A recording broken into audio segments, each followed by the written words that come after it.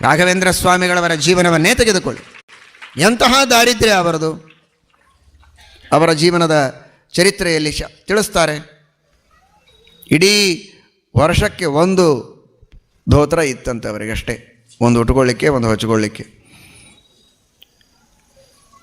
ಅದು ದಪ್ಪಾಗಿರುವ ಧೋತ್ರ, ನೀರಲ್ಲಿ ಹಾಕಿದರೆ ಬೇಗ ತೊಯ್ಲಿಕ್ಕಿಲ್ಲ, ಬಹಳ ಕಷ್ಟಪಟ್ಟು ತೊಯಿಸಿ ಅದನ್ನು ಹಿಂಡಬೇಕು.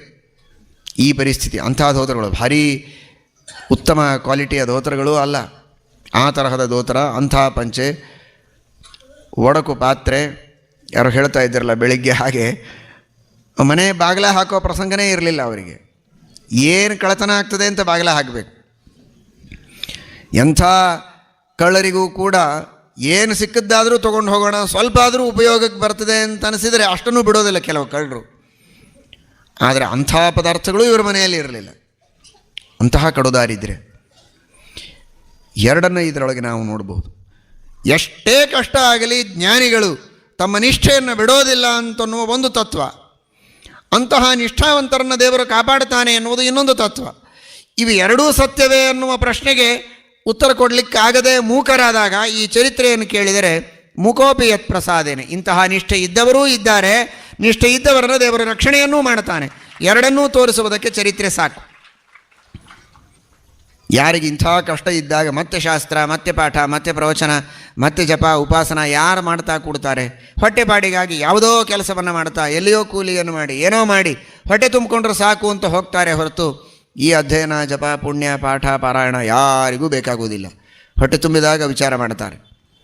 ಆದರೆ ಇವರು ಅಂಥ ಕಷ್ಟದೊಳಗೂ ವೆಂಕಣ್ಣ ಭಟ್ಟರಾದ ಪ್ರಸಂಗದಲ್ಲಿ ತಮ್ಮ ಪೂರ್ವಾಶ್ರಮದಲ್ಲಿ ಅಂಥ ದಾರಿದ್ರ್ಯವನ್ನು ಅನುಭವಿಸಿದರೂ ಕೂಡ ಎಣ್ಣೆ ಸಿಗ್ತಿರಲಿಲ್ಲಂತೆ. ಯಾವಾಗೋ ನರಕ ಚತುರ್ದಶಿಗೆ ಒಂದು ಸಲ ಒಂದು ಚೂರು ಶಾಸ್ತ್ರಕ್ಕೆ ಎಣ್ಣೆ ಹಚ್ಕೊಂಡ್ರೆ ಮುಗಿದೋಯ್ತು. ಇಡೀ ವರ್ಷ ಎಣ್ಣೆ ಹಚ್ಕೊಳ್ಳಿಕ್ಕಿಲ್ಲ. ಇವತ್ತೇನು ರಾಘವೇಂದ್ರ ಸ್ವಾಮಿಗಳವರ ಹೆಸರು ಹೇಳಿ ನಿತ್ಯ ಅಭ್ಯಂಗವನ್ನು ಮಾಡಿಕೊಳ್ಳುವ ಭಾಗ್ಯ ಅವರನ್ನು ನಂಬಿದ ಭಕ್ತರಿಗೆ ಬರ್ತಾ ಇದೆ. ಬೇಕಾದಷ್ಟು ಸಮೃದ್ಧವಾದ ವಸ್ತ್ರಗಳು, ಬೇಕಾದಷ್ಟು ಬೆಳ್ಳಿಯ ಬಂಗಾರದ ಪಾತ್ರೆಗಳು, ಹೊಟ್ಟೆ ತುಂಬ ಊಟ, ಕೈ ತುಂಬ ದಕ್ಷಿಣೆ, ಏನು ಬೇಕೋ ಅದು. ಉದ್ಯೋಗ ಬೇಕು ಅಂದರೆ ಉದ್ಯೋಗ, ಮತ್ತೇನೋ ತಮ್ಮ ಕಷ್ಟಗಳನ್ನು ಪರಿಹಾರ ಮಾಡಿಕೊಳ್ಳಬೇಕು ಅಂದರೆ ಕಷ್ಟಗಳನ್ನು ಪರಿಹಾರ ಮಾಡಿಕೊಂಡು ಸಮೃದ್ಧವಾದ ಜೀವನ. ಬೇಕಾದಷ್ಟು ಹಣ ಸಿಗ್ತದೆ, ಅಧಿಕಾರ ಸಿಗ್ತದೆ, ಉದ್ಯೋಗ ಸಿಗ್ತದೆ, ಪಾತ್ರೆಗಳಿವೆ, ಬಟ್ಟೆಗಳಿವೆ, ಹೊಟ್ಟೆಗಿದೆ. ಎಲ್ಲವನ್ನೂ ಭಕ್ತರಿಗೆ, ಬೇಡದವರಿಗೆ ಕೊಡುವಂತಹ ದೊಡ್ಡ ಸ್ಥಾನವನ್ನು ದೇವರು ಕೊಟ್ಟ. ಹಾಗಾದರೆ ದೇವರು ಅನನ್ಯವಾದ ನಿಷ್ಠೆಯಿಂದ ಭಜಿಸಿದರೆ ಅನುಗ್ರಹ ಮಾಡ್ತಾನೆ ಎನ್ನುವುದಕ್ಕೆ ರಾಘವೇಂದ್ರ ಸ್ವಾಮಿಗಳವರ ಜೀವನವೇ ಸಾಕ್ಷಿ. ಯೋಗಕ್ಷೇಮಂ ಮಹಾಮ್ಯಹಂ. ಎಷ್ಟರ ಮಟ್ಟಿಗೆ ಯೋಗಕ್ಷೇಮಂ ಮಹಾಮ್ಯಹಂ? ಅನನ್ಯಾಶ್ಚಿಂತಯಂತೋ ಮಾಂ ಯೇ ಜನಾಃ ಪರ್ಯುಪಾಸತೆ ತೇಷಾಂ ನಿತ್ಯಾಭಿಯುಕ್ತಾನಾಂ. ನಿತ್ಯದಲ್ಲಿ ನನ್ನಲ್ಲಿ ಯಾರು ಮನಸ್ಸನ್ನು ಇಡ್ತಾರೋ, ಕೇವಲ ಸಂಕಟ ಬಂದಾಗ ವೆಂಕಟರಮಣ ಅಲ್ಲ, ಸ್ವಾಭಾವಿಕವಾಗಿ ನನ್ನಲ್ಲಿ ಯಾರಿಗೆ ಒಲವಿದೆ, ನನ್ನಲ್ಲಿ ಪೂರ್ಣವಾದ ನಿಷ್ಠೆ ಇದೆ, ನನ್ನ ಧ್ಯಾನದಲ್ಲಿ ಆಸಕ್ತರಾಗ್ತಾರೆ, ಎಂತಹ ಪರೀಕ್ಷೆಯನ್ನು ಮಾಡಿದಾಗಲೂ, ಕಡುದಾರಿದ್ರ್ಯ ಕೊಟ್ಟಾಗಲೂ, ನಾನಾ ವಿಧವಾದ ಕಷ್ಟಗಳನ್ನು ಕೊಟ್ಟಾಗಲೂ, ಅವಮಾನ ಆದಾಗಲೂ, ಏನಾದರೂ ತಮ್ಮ ಧೈರ್ಯವನ್ನು ಕಳೆದುಕೊಳ್ಳದೆ ನಿಷ್ಠೆಯಿಂದ ನನ್ನ ಭಜನೆ ಮಾಡ್ತಾರೋ ಅವರ ಯೋಗಕ್ಷೇಮವನ್ನು ನಾನು ನೋಡ್ತೇನೆ ಎನ್ನುವ ತನ್ನ ಪ್ರತಿಜ್ಞೆಯನ್ನು ದೇವರು ರಾಘವೇಂದ್ರ ಸ್ವಾಮಿಗಳವರ ಜೀವನದಲ್ಲಿ ಅದನ್ನು ಸತ್ಯ ಮಾಡಿದ. ಅಂತಹ ನಿಷ್ಠೆಯಿಂದ ಅವರು ಭಜಿಸಿದರು. ಬೇಕಾದಷ್ಟು ಅವಮಾನ ಆಯಿತು. ಗಂಧ ತೆಗೆಯೋದಕ್ಕೆ ಹಚ್ಚಿದರು ಅವರನ್ನು. ಗಂಧ ತೆಗೆಯಿರಿ, ನಿಮಗೇನು ಇಷ್ಟೆಲ್ಲ ಜನ ಬಂದಿದ್ದಾರೆ ಅಂತ. ಅಂತಹ ದೊಡ್ಡ ವಿದ್ವಾಂಸರಾದರೂ ಕೂಡ ನನಗೆ ಒಂದು ಸಣ್ಣ ಕೆಲಸ ಹೇಳ್ತಾರೆ ಅಂತ ಅವರೇನು ಅಂದ್ಕೊಳ್ಳಿಲ್ಲ. ಗಂಧ ತೆಗೆಯೋದು, ದೇವರ ಸೇವೆಯನ್ನು ಮಾಡುವುದರೊಳಗೆ ಏನು ಅವಮಾನ ಏನಿದೆ? ಅದನ್ನು ಭಕ್ತಿಯಿಂದಲೇ ಮಾಡಿದರು. ಅವಮಾನ ಆದರೂ ಅವಮಾನ ಅಂತ ತಿಳಿಯಲಿಲ್ಲ, ಅದನ್ನು ತಪಸ್ಸು ಅಂತ ತಿಳಿದರು, ಅದನ್ನು ದೇವರ ಸೇವೆ ಅಂತ ಭಾವಿಸಿದರು.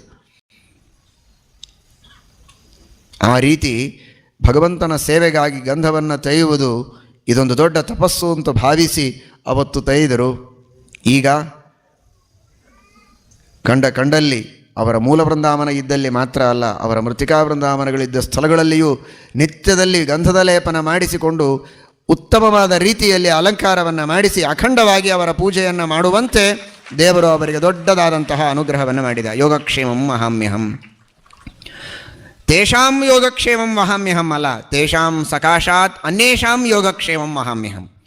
ಅವರ ಯೋಗಕ್ಷೇಮ ನೋಡಿಕೊಳ್ಳುವುದೊಂದೇ ಅಲ್ಲ, ತೇಷಾಂ ಸಕಾಶಾತ್ ಅನ್ಯೇಷಾಂ ಯೋಗಕ್ಷೇಮಂ, ಅವರ ದ್ವಾರ ಇನ್ನೆಲ್ಲರ ಯೋಗಕ್ಷೇಮವನ್ನೂ ನಾನು ನೋಡಿಕೊಳ್ಳುವಂತೆ ಮಾಡ್ತೇನೆ ಅಂತ, ಅಂಥ ದೊಡ್ಡ ಸ್ಥಾನ ಕೊಡ್ತೇನೆ ಅಂತ ಅರ್ಥ.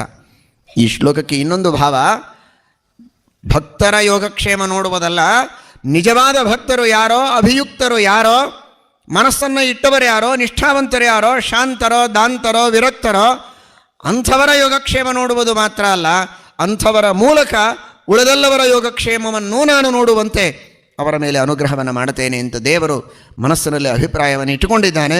ಅದನ್ನು ಸತ್ಯ ಮಾಡಿ ತೋರಿಸಿದ. ಈ ತರಹದ ನೋಡಿ, ಹಾಗಾದರೆ ನಮಗೀಗ ಧೈರ್ಯ ಬಂತು.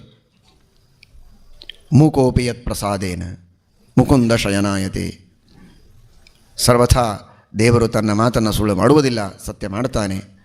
ಗುರುಗಳ ಅನುಗ್ರಹದಿಂದ ಏನನ್ನಾದರೂ ಸಾಧಿಸಬಹುದು ಅಂತನ್ನುವುದಕ್ಕೆ ಅನೇಕ ಮಾತುಗಳನ್ನು ನಾವು ಪುರಾಣಗಳಲ್ಲಿ ಕೇಳುತ್ತೇವೆ. ಗುರು ಅನುಗ್ರಹದಿಂದ ಯಾವುದನ್ನಾದರೂ ಸಾಧಿಸಬಹುದು. ಗುರುಪ್ರಸಾದೋ ಬಲವಾನ್ನ ತಸ್ಮಾತ್ ಬಲವತ್ತರಂ ಸಾಧನಂ ಅಂತ. ಅದನ್ನು ರಘುತ್ತಮ ತೀರ್ಥ ಶ್ರೀಪಾದಂಗಳವರ ಕಥೆಯಲ್ಲಿ ನಾವು ಕೇಳಿದಾಗ ಮೂಕೋಪಿ ಯತ್ ಪ್ರಸಾದೇನ ಮುಕುಂದ ಶಯನಾಯತೆ. ಜ್ಞಾನಿಗಳ ಚರಿತ್ರೆಯನ್ನು ಕೇಳಿದರೆ ಧೈರ್ಯ ಬರ್ತದೆ. ಹೌದು, 8 ವರ್ಷದ ಬಾಲಕರಾದಾಗ ಸನ್ಯಾಸವನ್ನು ತೆಗೆದುಕೊಂಡ ರಘುತ್ತಮ ತೀರ್ಥ ಶ್ರೀಪಾದಂಗಳವರು ಕೇವಲ ತಮ್ಮ ಗುರುಗಳ ರಘುವರ್ಯ ತೀರ್ಥ ಶ್ರೀಪಾದಂಗಳವರು ಸ್ವಪ್ನದಲ್ಲಿ ಬಂದು ಮಾಡಿದ ಅನುಗ್ರಹದ ಬಲದಿಂದ ಮಾರನೆಯ ದಿನದಿಂದ ಸ್ವಪ್ನದಿಂದ ಎದ್ದು ಬೆಳಗ್ಗೆ ಎದ್ದ ಮೇಲೆ 8 ವರ್ಷದ ಬಾಲಕರು ಇನ್ನೂ ಇದೀಗ ಅಧ್ಯಯನದ ಪ್ರಾರಂಭ ಆಗಲೇ ಶ್ರೀಮನ್ಯಾಯ ಸುಧಾ ಗ್ರಂಥವನ್ನು ಪಾಠ ಹೇಳಲಿಕ್ಕೆ ಪ್ರಾರಂಭ ಮಾಡಿದರು. ಶ್ರೀಮನ್ಯಾಯ ಸುಧಾ ಅಂತನ್ನುವ ಶಬ್ದವನ್ನು ಚೆನ್ನಾಗಿ ಅನ್ಲಿಕ್ಕೆ ಬರೋದಿಲ್ಲ ಆ ವಯಸ್ಸಿಗೆ. ಅಂಥದ್ದು ದೊಡ್ಡ ದೊಡ್ಡ ಘನ ವಿದ್ವಾಂಸರನ್ನು ಎದುರಿಗೆ ಕೂಡಿಸಿಕೊಂಡು ಪಾಠ ಹೇಳಿದರು. ಗುರು ಅನುಗ್ರಹ ಏನನ್ನಾದರೂ ಸಾಧಿಸುವ ಶಕ್ತಿಯನ್ನು ಕೊಡುತ್ತದೆ ಎನ್ನುವುದಕ್ಕೆ ಪ್ರತ್ಯಕ್ಷ ನಿದರ್ಶನ, ಅರ್ಥಾತ್ ಐತಿಹಾಸಿಕ ನಿದರ್ಶನ ನಮಗೆ ಕಂಡಾಗ ಧೈರ್ಯದಿಂದ ನಾವು ಹೌದು, ಈ ಶಾಸ್ತ್ರದ ವಚನ ಸತ್ಯ ಅಂತ ಹೇಳುವುದಕ್ಕೆ ಸಾಧ್ಯವಾಗ್ತದೆ. ಹೀಗೆ ಒಬ್ಬೊಬ್ಬ ಜ್ಞಾನಿಗಳ ಕಥೆಯೂ ಹೀಗೆ.